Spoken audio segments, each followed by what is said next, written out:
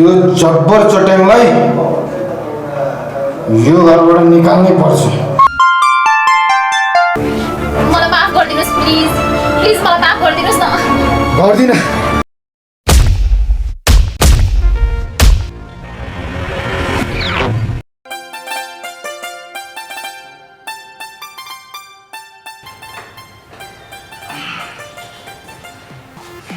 ल म गएँ है। तिमीले केही बिर्सेको छु जस्तो लाग्दैन। के बिर्स? जुत्ता लाग्छु, ज्याकेट लाग्छु, सर्ट लाग्छु, घडी लाग्छु। यो सब होइन, दैनिक गर्ने काम। मैले दैनिक गर्ने काम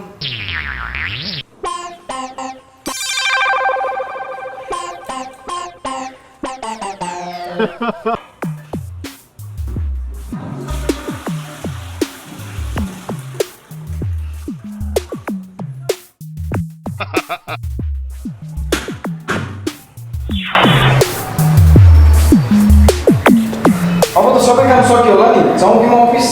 कहाँ सकिनु? पसल गएर क्रिम किनेर ल्याएर देऊ न। 2 दिन भइसक्यो क्रिम लगाउन नपाएको। त्यो सब त तिमी पनि किन्न सक्छौ नि। दिनभरि फ्री नै हुन्छौ त। मैले भनेको यति पनि मान्दैनौ भने मलाई किन बिहे गरेर लिएर आएको? त्यस्तो नभन न। तिमीले गर्दा जहिले अफिसमा सरको गाली खानुपर्छ मैले। कुकुर हो तिम्रो त्यो सर। तिम्रो सरलाई थाहा छैन नि यति सोझी श्रीमती छ घरमा भनेर। अरू कुरा मलाई केही पनि थाहा छैन। तिमी खुर्क गरेर लिएर आऊ। हस्, हजुरको मर्जी।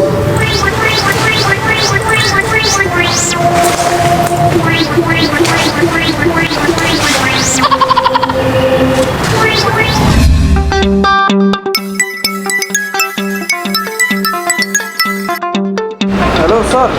हेलो भाइ, 11 बजिसक्यो। अफिस आउनु पर्दैन? सर म त बुढीको लागि क्रिम किन्न जानु लाग्यो सर। क्रिम?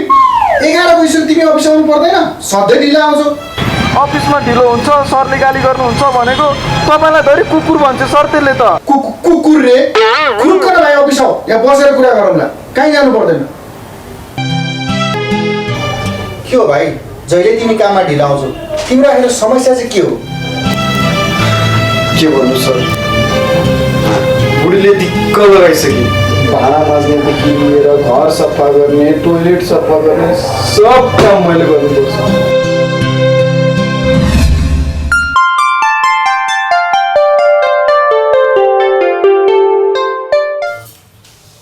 अलि राम्ररी पढाएर है। त्यहाँ मलाई अलिकति पनि फोहोर भएको मन पर्दैन, थाहा छ नि तिमीलाई।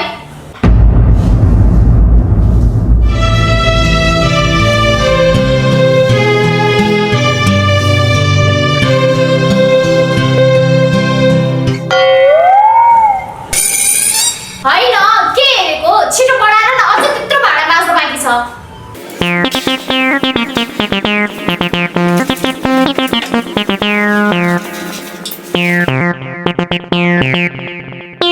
तिमीलाई यति कुचो लगाउन पनि यत्रो टाइम लाग्छ? त्यहाँ खस त्यो टिपेर राख। भाडा चाहिँ कसले माग्छ नि? मलाई डल्ल परेर दिनु।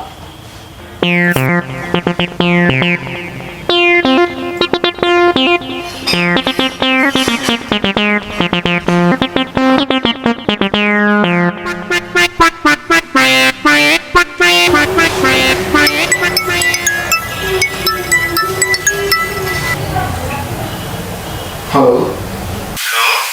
हजुर सर।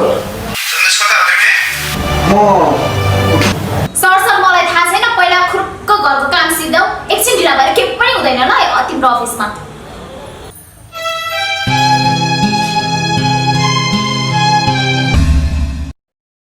त्यसले अति गर्छ भने डिभोर्स देऊ न त। डिभोर्स? डिभोर्स त त्यसलाई अझै दिनुहुन्थ्यो, तर त्यसले डिभोर्स पेपरमा साइन गर्नु पर्यो नि सर। त्यसलाई कसरी हुन्छ? डढाइ धम्काइ गरेर निकाल्नु नि त घरबाट। डढाइ धम्काइदियो सर। त्यसलाई डढाउनलाई मैले भूत लिएर आएको थिएँ, भूत घरमा। तर त्यसलाई नै डढाएर भगाइदिएँ त्यसले। ए, त्यसो भए म तिमीलाई एउटा आइडिया दिन्छु। यस्तो आइडिया कि त्यो आइडियाले त्यो आफै घर छोडेर भाग्छ। ल, यो रक्सी लिएर जाऊ। त्यसपछि त्यसलाई भन जा शीतल लिएर आइज भन। कहाँ हुँदैन। मलाई त्योसँग डर लाग्छ सर। म कहाँ त्योसँग हुकुम गर्न सक्छु त नि? त्यही त, यो लगेर खायो भने तिमी बोल्दैनौ, तिमी भित्रको रक्सी बोल्छ, रक्सी।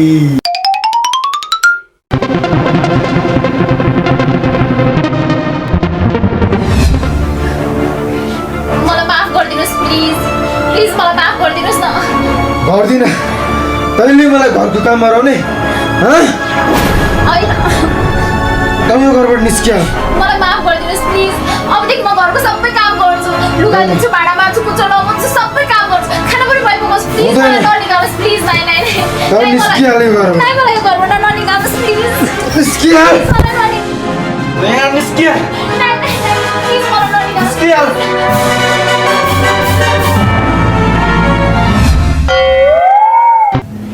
के सोचिरहेछ भाइ? यो रक्सी खाऊ, खाएर यदि तिम्रो बुढी झगडा गर्न आयो भने नि त्यसलाई भोक्रा र घरबाट निक्लेर जा भन्दै हुन्छ। हुन्छ sir, thank you so much. मैले जान्छु है सर। ल ल राम्रो है भाइ। ल घर गएर रक्सी खाएर नाटक गरौँ भन्दा अलिकति यहीँ खाएर जान्छु, अनि आउँछ मजा। त्यसलाई कसरी घरबाट निकाल्नुपर्छ मैले जानेछ।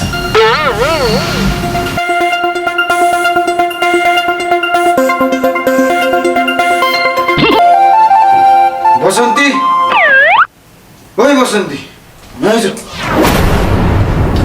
के भयो?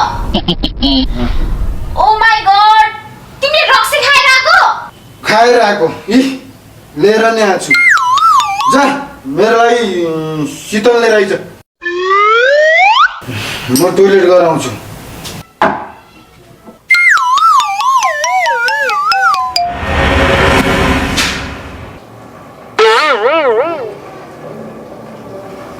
जाकेटो जाक, त्यसले तेरो खुसी लुटेको छ। खुसी त्यसले तेरो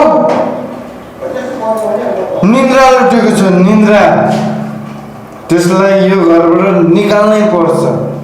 जाक।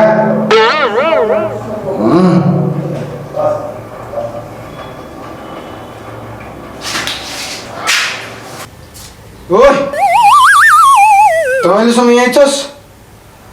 तँलाई मैले के भनेको थिएँ? जा गएर शीतल लिएर आइज।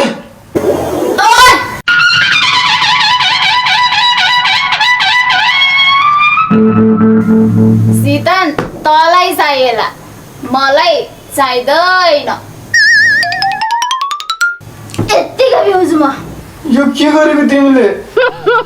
तैँले मलाई रक्सी खाएर तडाउन धम्काउन खोजेको। मलाई हुकुम गर्ने तैँले मलाई थर्काउन खोजेको। सरी सरी, मैले कहाँ त्यस्तो भन्न खोजेको हो त नि। मै काम गर्छु सबै, मै लुगा धुन्छु, भाँडा माझ्छु, घर सफा गर्छु, टोइलेट सफा गर्छु, सबै काम गर्छु के। तँ यहाँबाट निस्किया। त्यस्तो नभन न, सबै काम म गर्छु। मलाई तेरो अनुहार पनि हेर्न मन छैन। तँ निस्किया प्लिज निस्किया। No please no out no.